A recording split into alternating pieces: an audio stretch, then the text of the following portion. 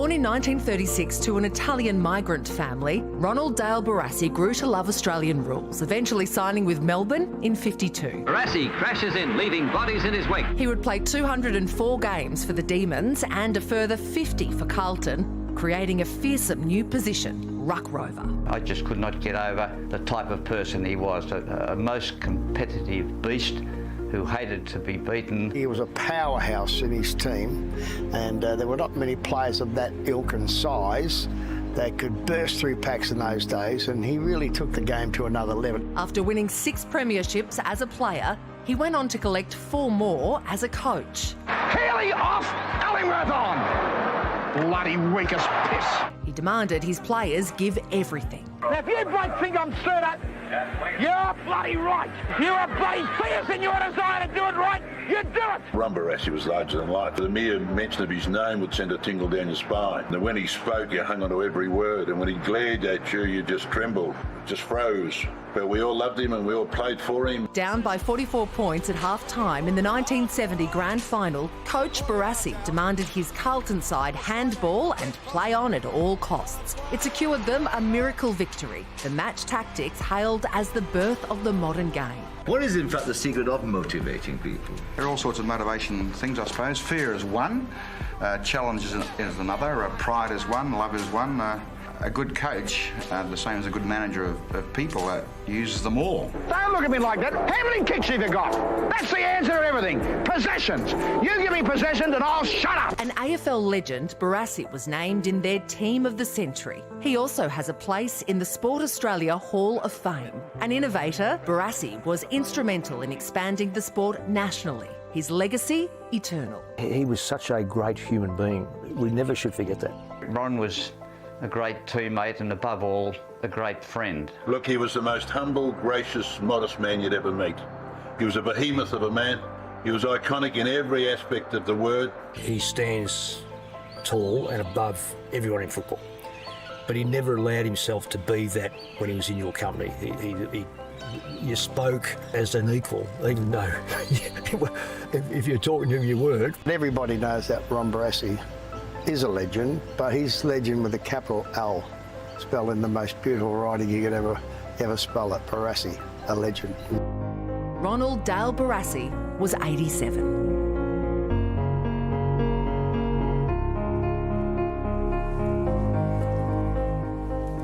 Well, joining us now is Hawthorn legend and Brownlow medal winner Robert DiPierdomenico. Dipper, I know it's impossible to boil down a whole life to one story or one memory, but how are you going to remember Ron?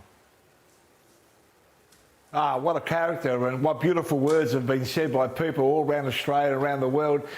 I never played under Ron, but I've become great friends with him within the football world, and he was just a strong character. He loved people. He wanted the best out of people, and that was his character for sure. Dipper, it's Dylan here, mate. I was very lucky that I met Ron Barassi a couple of times. He had such an incredible presence. You could, feel it when you were in the room with him. Almost a little bit terrifying at times. I used to be a bit nervous around him. Mate, Yeah. what was it that drove people to do better when they were around him? Because anybody that worked with him, whether it was on the football field or not, really did work hard for him. Yes, he's spot on, Dylan.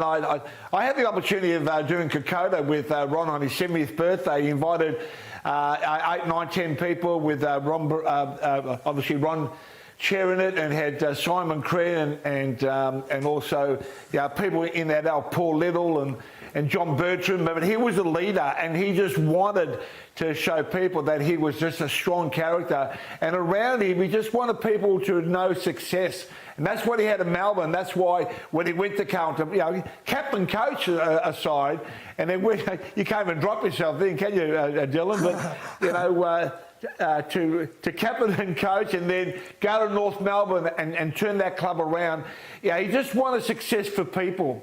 He had great ambitions to make sure that this game was going to be around for a long, long time, which it is.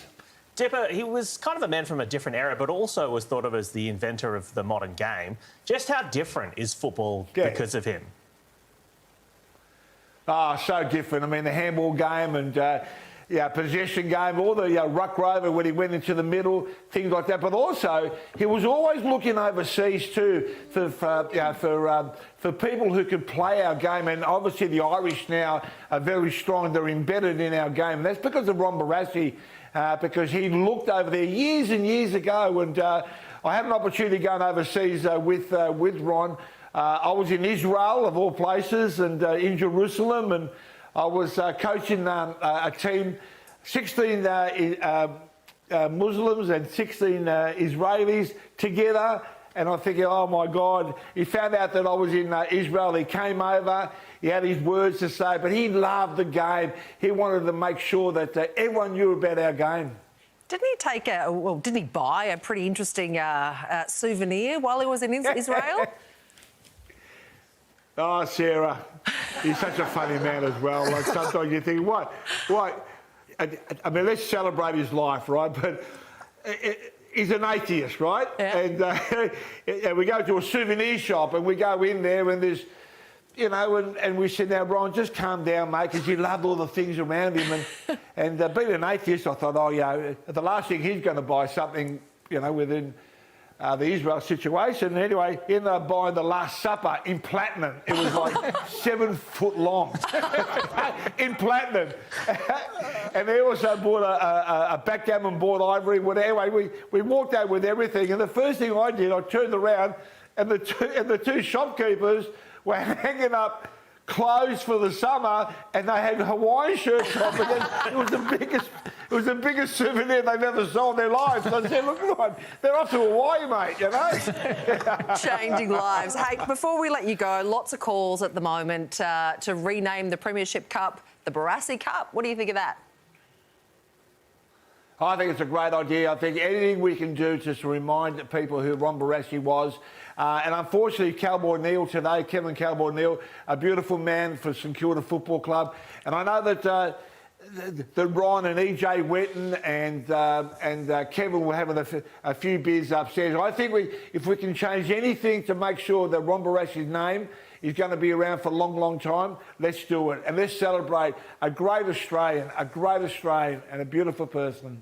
Dipper, really appreciate you talking to us tonight, sharing your thoughts and your memories. Thanks very much. Thanks, guys.